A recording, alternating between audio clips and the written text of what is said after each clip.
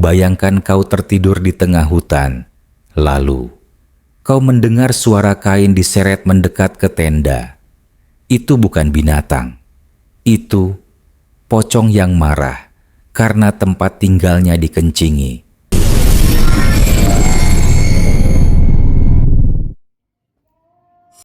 Langit mulai gelap ketika Bayu mematikan mesin motornya. Di belakangnya, 2 motor lain berhenti beriringan. Mereka bertiga, Bayu, Fikri, dan Jaka, menoleh ke belakang, memastikan Denny yang membawa tenda tidak tertinggal. Tak lama, Denny muncul sambil berseru, "Akhirnya sampai juga, bro." Hutan Wonosalam membentang sunyi di hadapan mereka. Pohon-pohon besar berbaris rapat membentuk lorong gelap yang tak tampak ujungnya. Aroma tanah basah dan dedaunan menyambut mereka, bercampur dengan hawa dingin yang mulai turun. Fikri menunjuk ke arah sebuah lapangan kecil yang dikelilingi semak-semak. Di sana, tempat paling pas buat tenda. Ada pohon pisang juga, bisa buat pelindung angin. Mereka pun mulai mendirikan tenda sambil tertawa-tawa. Bayu membakar jagung di api unggun kecil. Jaka mengeluarkan gitar dan memetik beberapa nada. Malam itu terasa hangat oleh canda mereka, seolah dunia di luar sana tak penting lagi. Namun, ada satu hal yang tak mereka sadari. Di balik gelapnya hutan, di antara pohon pisang yang menjulang tinggi, ada sesuatu yang diam, memperhatikan mereka. Sekitar pukul 22, Denny berdiri dan memegangi perutnya. "Bro, perut gua mules, kayaknya mau pipis sekalian." "Ya udah, sono ke semak-semak," jawab Fikri. "Nggak kelihatan, gua ke belakang pohon pisang aja, lebih tertutup." Bayu sempat menoleh. Lu bilang tadi di kampung ini katanya pohon pisang itu angker, tempat jin nongkrong segala macam. Beneran?" Fikri hanya tertawa. "Ah, itu mah kata orang kampung. Kita di hutan, bukan di dunia hantu. Nyantai aja." Denny pun berjalan sambil membawa senter. Ia berhenti di pohon pisang besar yang berdiri sendirian tak jauh dari tenda. Daunnya bergerak perlahan tertiup angin dan batangnya lembab, seperti baru saja disiram hujan. "Maaf ya, numpang bentar," ucap Denny sambil terkekeh. Ia kencing tepat di bawah pohon itu. Tapi saat ia menyelesaikannya dan hendak kembali ke tenda, ia merasa ada sesuatu yang menatap dari balik batang pisang. Ia menoleh, kosong. Namun suara lirih mulai terdengar dari kejauhan. Desir, desir, seperti kain digesekkan ke tanah. "Anjing," gumam Denny. "Jangan mikir aneh-aneh, Den." Ia cepat-cepat kembali ke tenda dan tidak mengatakan apa-apa. Setelah makan, mereka pun masuk ke dalam tenda. Mereka berempat tidur dalam posisi berjejer. Denny di ujung kiri, lalu Bayu, Fikri, dan Jaka. Api unggun di luar tenda masih menyala kecil, menciptakan bayangan bergerak di dinding tenda. Sekitar pukul 1 dini hari, angin mendadak kencang. Tenda bergoyang pelan dan suara daun-daun seperti diramas. Bayu terbangun karena mendengar suara seperti kain diseret. Ia membuka matanya perlahan.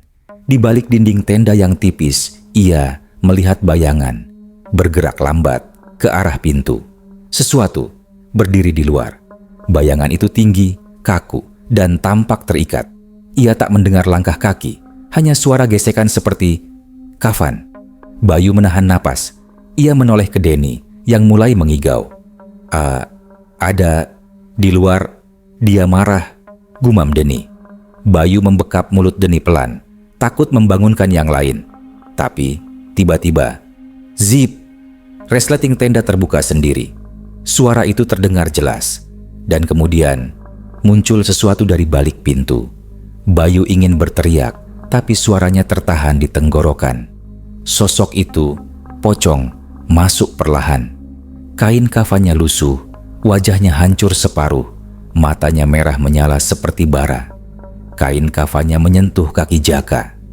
Pocong itu membungkuk ke arah Fikri yang masih tertidur, lalu mengalihkan pandangan ke arah Denny. Seketika, Denny berteriak keras, "Mak!" Semua orang terbangun. Tenda bergoyang keras. Jaka menyambar senter dan menyorot pintu. Kosong. Namun di lantai tenda, tertinggal jejak lumpur panjang. Seperti ada sesuatu yang baru saja merayap masuk dan keluar. Bayu menatap wajah Denny. Pucat, tubuhnya gemetar, dan dari celananya basah. Ia kencing di celana. Tadi dia masuk. Dia lihat gua. Lirihnya. Fikri menggenggam tangan Denny, mencoba menenangkan. Tapi mereka semua tahu malam belum selesai dan pocong itu belum pergi. Tenda terasa pengap meski angin malam terus berhembus dari sela-sela kanvasnya. Denny masih menggigil sambil memeluk lutut. Matanya menatap kosong ke dinding tenda, tempat ia melihat sosok mengerikan itu masuk. Bayu menyalakan senter dan mengarahkannya ke lantai. Jejak lumpur masih ada, panjang dan melengkung, seolah-olah ditinggalkan oleh sesuatu yang melompat atau merayap tanpa kaki. "Ini bukan jejak kita, kan?" tanya Jaka lirih. Fikri mencoba menenangkan mereka, walau suaranya pun bergetar. Mungkin hewan atau bayangan, kita panik aja." Bayu menggeleng cepat. "Kau pikir hewan bisa buka resleting tenda?" Hening. Lalu, krak. Suara ranting patah terdengar dari luar. Bukan dari satu arah, tapi dari beberapa sisi sekaligus. "Bro, itu suara apaan?" Denny kembali bicara. Suaranya pelan, parau, seperti orang yang baru selesai dicekik ketakutan. "Diam dulu," sahut Bayu. Ia mematikan senter. Dalam kegelapan, mereka menahan napas, mendengarkan. Krek, krek. Langkah berat menyisir rumput di luar. Kemudian, tenda mereka berguncang pelan. Sesuatu sedang menarik sisi luar tenda dari berbagai arah. Lalu muncul suara, seperti kain basah yang dicambuk ke tanah. Plak, plak. Seakan ada yang menghantam tenda dari luar menggunakan gulungan kain. Bayu langsung meraih pisau lipat kecil dari dalam tasnya. Tangan kirinya menggenggam senter, tapi ia belum berani menyalakannya lagi. "Gua nggak kuat," bisik Jaka. "Gua mau keluar dari sini." "Jangan," Fikri menahan tangan Jaka. "Kalau kita keluar, kita bisa langsung dihadang makhluk itu. Di sini masih ada pelindung." "Pelindung dari mana, Fik?" potong Bayu dengan suara nyaris bergetar. "Tadi dia bisa masuk, dia ngeliatin kita satu persatu. Kalau dia mau, kita bisa mati di sini malam ini juga." Denny tiba-tiba mengaduh pelan. "Aduh, panas banget." Mereka semua menoleh. Denny memegangi bagian belakang lehernya, seperti terbakar. Bayu menyalakan senter lagi dan melihat kulit leher Denny melepuh seperti disiram air panas. Fikri mendekat, membuka kerah jaket Denny. Ada jejak luka panjang berwarna hitam kemerahan, seperti bekas lilitan tali kafan yang baru dilepas paksa. "Astaghfirullah," ucap Fikri. "Ini bukan luka biasa." Denny menangis, bukan karena sakit, tapi karena takut. Dia ngomong ke gua, "Bay," dia bisikin gua waktu masuk tenda. Bayu menatapnya serius. "Ngomong apa?" Dia bilang, "Kembalikan tempatku. Kau sudah mengotori sarangku. Sekarang aku ikut kau pulang." Hening. Semua merasakan hawa dalam tenda menjadi berat. Seperti ada sesuatu yang berdiri tepat di tengah-tengah mereka, tapi tak terlihat. Lalu tiba-tiba, brak! Tenda terguncang hebat. Seolah-olah ada sesuatu yang menjatuhkan tubuhnya di atas tenda dari luar. Api unggun padam total. Kegelapan mutlak. Bayu spontan meneriakkan doa, "A'udzubillahi minasyaitonir rajim." Tapi semakin ia baca, tenda makin bergetar. Kini terdengar suara tawa, pelan, panjang, dan serak. Bukan tawa manusia. "Hai, hai, hi." Tawa itu terdengar di belakang mereka. Tapi Saat mereka menoleh, suara itu berpindah ke sisi kanan, lalu kiri, lalu dari dalam tenda. Tiba-tiba, seluruh permukaan tenda seperti dicakar dari luar oleh kuku besar. Suaranya kasar dan tajam. Lalu, zip! Resleting terbuka sendiri pelan. Mereka menahan napas. Lampu senter mati. Gelap total. Dalam gelap, terdengar suara napas berat. Seperti seseorang berdiri membungkuk. Napasnya berembus dekat wajah-wajah mereka. Hak! Hak! Denny tak kuat. Ia berteriak keras. Mak! Jaka menggapai-gapai, menyalakan senter. Cahaya menyala. Dan di depan mereka, sesosok pocong berdiri membelakangi mereka. Tubuhnya membungkuk, kepalanya nyaris menyentuh tanah. Tapi anehnya, lehernya seolah patah ke arah berlawanan, menatap mereka dari balik punggung. Matanya merah, darah mengucur dari lubang hidung dan mulutnya. Pocong itu tiba-tiba melompat ke arah mereka. Gelap. Fikri bangun dalam keadaan setengah sadar. Kepalanya berdengung dan napasnya memburu. Ia meraba-raba dalam gelap, lalu menemukan senter yang entah sejak kapan terlempar ke pojok tenda. Begitu menyalakannya, ia mendapati Bayu dan Jaka masih terbaring. Tapi Denny, serunya panik. Tenda berantakan. Bagian pintu menganga, seperti terkoyak paksa dari luar. Bayu mengerang pelan, baru tersadar. Apa yang barusan? Denny hilang, teriak Fikri. Jaka bangun dengan wajah penuh debu. Ia menatap sekitar, lalu berdiri dengan lutut gemetar. Tadi pocong itu lompat ke arah kita. Terus gelap. Gua gak ingat apa-apa lagi. Tanpa pikir panjang, Fikri keluar dari tenda sambil mengarahkan senter ke sekeliling. Angin malam masih berhembus, tapi kini udara lebih dingin, menusuk tulang. Tanah sekitar tenda terlihat kacau. Ada bekas seretan menuju pepohonan pisang yang tadi jadi tempat Denny kencing. Bayu menyusul dari belakang. Fik, jangan jauh-jauh. Kita harus cari Denny. Dia bisa mati kalau ditarik makhluk itu. Fikri hampir menangis, tapi ia terus menyusuri jejak lumpur yang terlihat samar. Namun semakin jauh mereka melangkah, suasana terasa janggal. Langit gelap total. Tak ada bintang. Tak ada suara jangkrik. Bahkan desah angin pun seolah tercekik. Jaka tiba-tiba berhenti. Bukan tadi kita ke arah timur? Kenapa tenda ada di situ lagi? Mereka semua terdiam. Tenda yang barusan mereka tinggalkan kini berdiri tepat di depan mereka, utuh dengan pintu tertutup rapat. Padahal mereka sudah berjalan hampir 15 menit ke arah sebaliknya. Itu nggak masuk akal, gumam Bayu. Fikri mencoba mendekat, tapi saat ia menyentuh pintu tenda, zet, senternya padam sendiri. Dingin luar biasa merambat dari kanvas tenda ke tangannya. Ini bukan tenda kita, ucapnya cepat. Lari. Mereka bertiga lari ke arah berlawanan. Terobos semak, lompat akar. Tapi tenda itu muncul lagi. Bayu mulai panik. Kita kayak dikurung. Tiba-tiba suara Denny terdengar samar dari kejauhan. Tolongin gua. Suara itu terputus-putus. Terasa jauh, tapi seperti berasal dari banyak arah sekaligus. Denny, di mana kau? Fikri berteriak sekuat tenaga. Tolongin gua, dia bawa gua ke pohon, ke tempat dia tidur. Jaka menatap Fikri. Pohon? Pohon pisang? Seketika, suara ketukan keras terdengar dari balik semak. Dug, dug, dug. Sesuatu berjalan. Lalu, dari balik kabut tipis yang mulai menyelimuti tanah, muncul bayangan putih meloncat-loncat. Pocong itu muncul lagi, namun kali ini ia tidak sendiri. Di belakangnya, bayangan-bayangan pocong lain berdiri diam, berbaris di antara batang pohon. Beberapa tanpa mata, beberapa tanpa wajah, beberapa dengan mulut sobek hingga ke leher.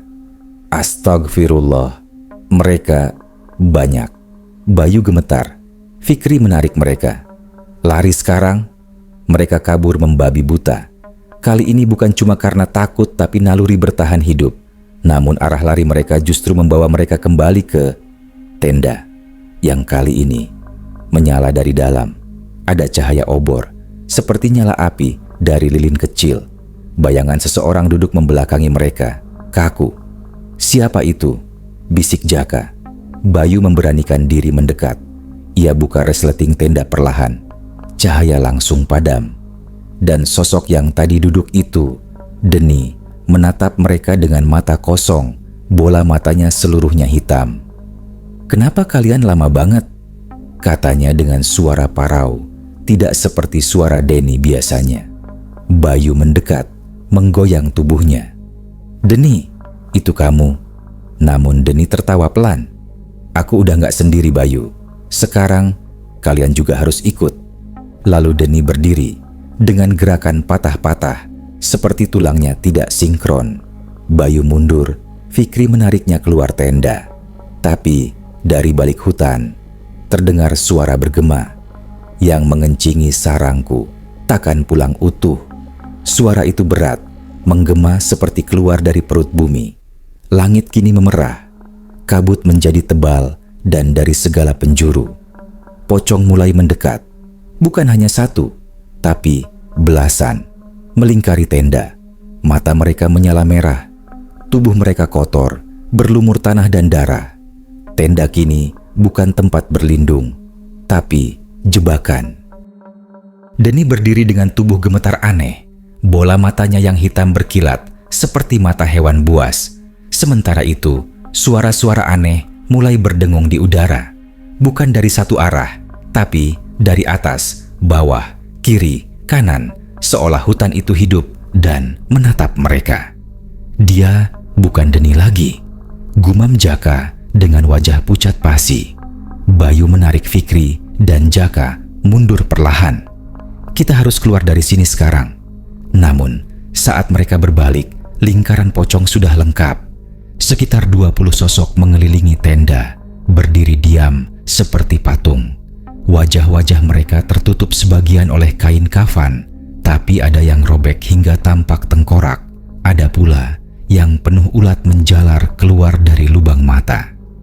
"Kenapa mereka nggak nyerang?" tanya Fikri sambil menggenggam senter yang sudah nyaris tak berfungsi. "Mereka lagi nunggu," ucap Bayu perlahan. "Nunggu kita panik, nunggu kita keluar dari lingkaran." Seketika, tawa Deni meledak. "Huahahaha." Tawa itu bukan suara manusia, lebih mirip suara retakan kaca dicampur jeritan. Bayu nekat menyiram wajah Deni dengan air wudhu sisa botol yang dibawanya. Tubuh Deni langsung melengking keras seperti disiram air mendidih. Kepulan asap keluar dari kulitnya yang kini mengelupas sedikit demi sedikit, menampakkan kulit menghitam penuh jamur. "Itu bukan Deni," jerit Jaka. Tiba-tiba tenda roboh, seolah-olah tanah di bawahnya amblas. Dari bekas robohan itu muncul lubang menganga, hitam pekat seperti sumur, namun udara yang keluar dari sana sangat dingin dan bau bangkai. Lalu satu persatu pocong yang mengelilingi tenda mulai melompat masuk ke lubang itu. "Apaan tuh? Mereka bunuh diri?" Fikri tak percaya matanya. Namun Bayu menggeleng, matanya membelalak. "Bukan, mereka pulang ke tempat asalnya." Tiba-tiba terdengar suara dari dalam lubang. "Kalian yang membuka jalan kami."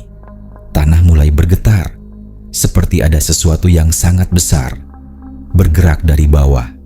Deni, yang sudah tak bisa disebut manusia lagi, berdiri di pinggir lubang. Wajahnya rusak dan senyumnya sangat lebar. Ia menunjuk mereka bertiga. "Sekarang, salah satu dari kalian harus menggantikan tempatku." Bayu menatap Jaka dan Fikri. "Kita nggak bisa diam di sini. Kalau kita terus diam, dia akan ambil kita satu-satu." Mereka lari, menyusuri jalan setapak. Tapi jalan setapak itu kembali mengarah ke tempat yang sama. Pohon pisang tempat Deni kencing tadi. Namun kini, pohon itu berdarah.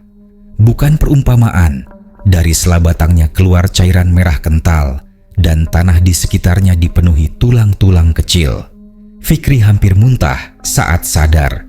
Tulang jari manusia, Bayu mendekat, menatap pohon itu. Lalu ia sadar, batang pohon itu dipenuhi guratan tulisan kuno. Tulisan itu seperti terbakar di permukaannya. Fikri mengingat sesuatu. Bay, ini yang dimaksud orang tua di warung tadi. Larangan kencing di pohon pisang besar. Tempat itu bukan pohon biasa. Bayu menepuk jidat. Sial, gue ingat sekarang. Waktu kecil gue pernah dengar hutan ini bekas kuburan massal korban tanah longsor. Tapi katanya jenazah-jenazahnya nggak bisa dipindah karena tanahnya terus bergerak. Jadi warga cuma tanam pohon pisang di atasnya biar roh-rohnya nggak keluar. Jaka melanjutkan, tapi kalau ada yang kencing di sana, sama aja kayak bangunin mereka. Dan malam ini mereka telah dibangunkan. Mereka mencoba kembali ke arah motor, tapi jalan itu sudah tidak ada. Yang ada hanya kabut tebal dan suara-suara aneh. Fik, kita jalan di tempat, bisik Jaka. Gua yakin banget, kita tadi udah lewat sini 5 kali. Tiba-tiba kabut menghilang, dan mereka berdiri di tengah kuburan tua. Batu-batu nisan teronggok miring, penuh lumut, dan beberapa berlubang seperti pernah digali paksa. Bayu memandangi sekeliling. Gua nggak ngerti lagi. Ini bukan hutan. Ini tempat antara dunia kita dan mereka. Tempat yang bisa terbuka kalau ada manusia yang langgar pantangan. Mereka tidak sadar. 3 pocong berdiri di belakang mereka, diam. Saat Jaka menoleh, matanya membelalak. Di belakang kita. Bayu menarik 2 kawannya. Mereka lari lagi, terengah-engah. Tapi jalan yang mereka ambil kini membawa mereka kembali ke pohon pisang. Pohon itu kini bergerak. Iya, bergerak. Batangnya berdenyut seperti nadi raksasa, dan kain kafan tergantung di batangnya, bergoyang tertiup angin yang tidak ada. Dari balik batang, Denny muncul lagi. Tapi kini ia sudah bukan manusia. Tubuhnya membusuk sempurna, mulutnya terbelah hingga ke telinga. Kalau kalian tidak memilih satu untuk tinggal, kalian bertiga akan kuambil semua. Angin berhenti. Hening menyelimuti seluruh hutan. Suara jangkrik, burung malam, bahkan desir dedaunan pun lenyap. Yang tersisa hanya napas mereka bertiga dan tawa lirih Denny dari balik pohon pisang yang kini tampak seperti makhluk hidup. Fikri gemetar. Kita harus cari jalan keluar. Kita nggak bisa pilih siapa yang dikorbanin. Tapi Bayu menatapnya tajam. Kalau kita semua mati, itu lebih bodoh, Fik. Jaka menggeleng keras. Lo gila, Bay? Mau korbankan siapa? Gua, Fikri, atau lo sendiri? Denny melangkah perlahan. Tubuh busuknya menyisakan bau kematian. Tinggal satu saja. Satu tumbal untuk membayar pintu yang kalian buka. Atau kalian akan menyatu dengan tanah ini. Seperti aku. Tiba-tiba, tanah di sekitar kaki mereka mulai retak. Dari celah tanah itu, muncul jari-jari tangan membusuk yang mencakar, mencoba menarik kaki mereka. Fikri terperangkap. Tolong, kaki gua. Bayu dan Jaka menarik Fikri sekuat tenaga. Tubuh Fikri hampir tertelan separuh ke tanah. Dari dalam lubang itu, suara-suara lirih menggema. Kembalikan, kembalikan, kembalikan. Bayu berteriak. Lo, jangan ambil dia. Tapi suara Denny atau apapun itu sekarang menjawab, kalian yang mulai, kalian yang harus bayar. Tiba-tiba, Bayu menoleh. Wajahnya kosong, matanya menatap Jaka dan Fikri lama, seolah membuat keputusan. Aku yang kencing di pohon itu, ucapnya lirih. Bay, jangan. Jaka memekik, tapi Bayu sudah melangkah ke arah Denny. Tangannya diangkat. Ambil gua, asal mereka selamat. Ini salah gua. Semua ini, gua yang bangunin mereka. Denny tersenyum bengkok. Bayangan hitam menyelubungi tubuh Bayu. Ia ditarik perlahan oleh tangan-tangan dari tanah. Tubuhnya gemetar, tapi ia tidak melawan. Jaka menjerit, Bayu. Fikri berusaha menariknya, tapi tangan Bayu menahan. Gua ikhlas, Fik, jaga Jaka, bawa dia keluar. Tubuh Bayu sepenuhnya ditelan tanah, dan seketika hening. Pohon pisang berhenti bergerak. Pocong-pocong yang tadinya mengelilingi mereka kini mematung, lalu satu persatu menghilang seperti kabut tertiup angin.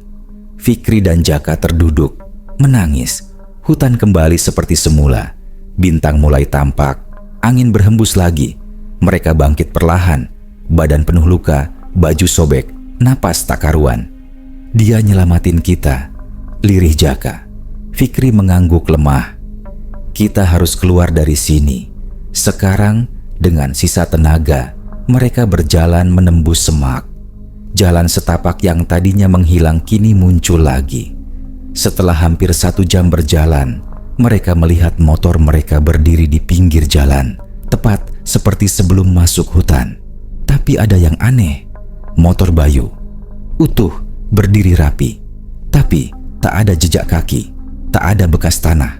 Seolah-olah motor itu tak pernah dipakai siapapun. Fikri menoleh ke arah hutan, dan dari balik pohon pisang itu, mereka melihat bayangan Bayu berdiri diam, tersenyum, lalu perlahan menghilang.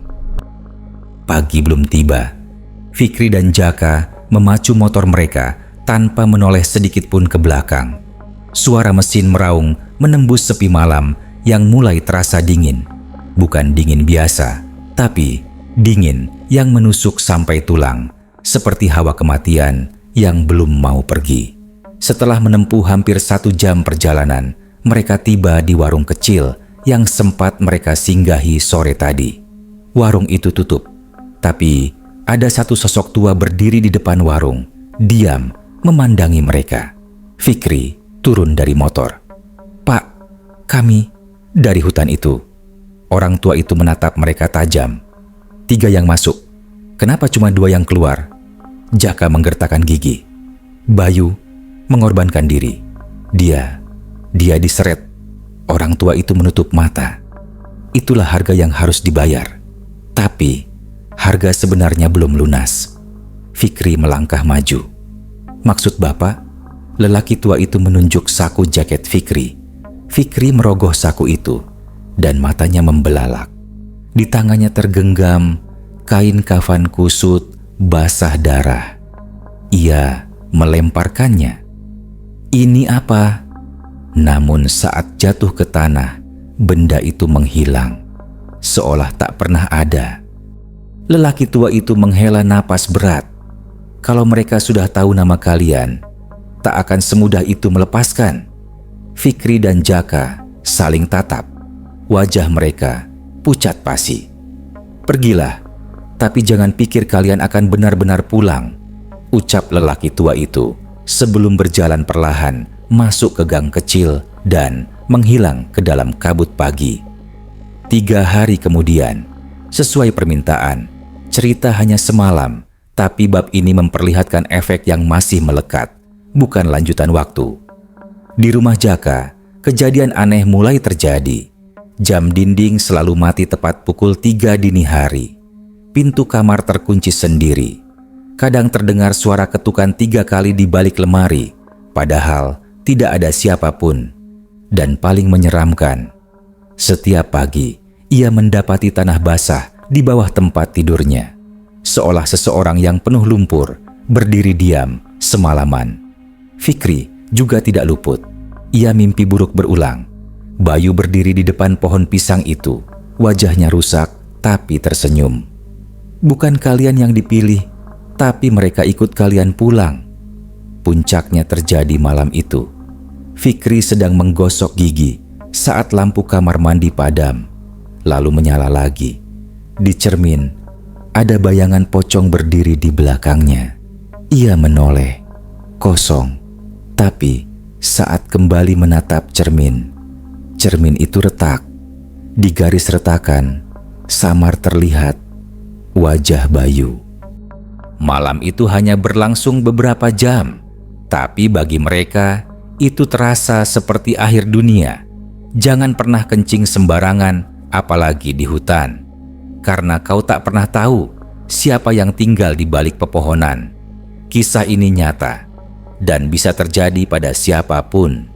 Subscribe dan aktifkan notifikasi untuk cerita horor nyata lainnya.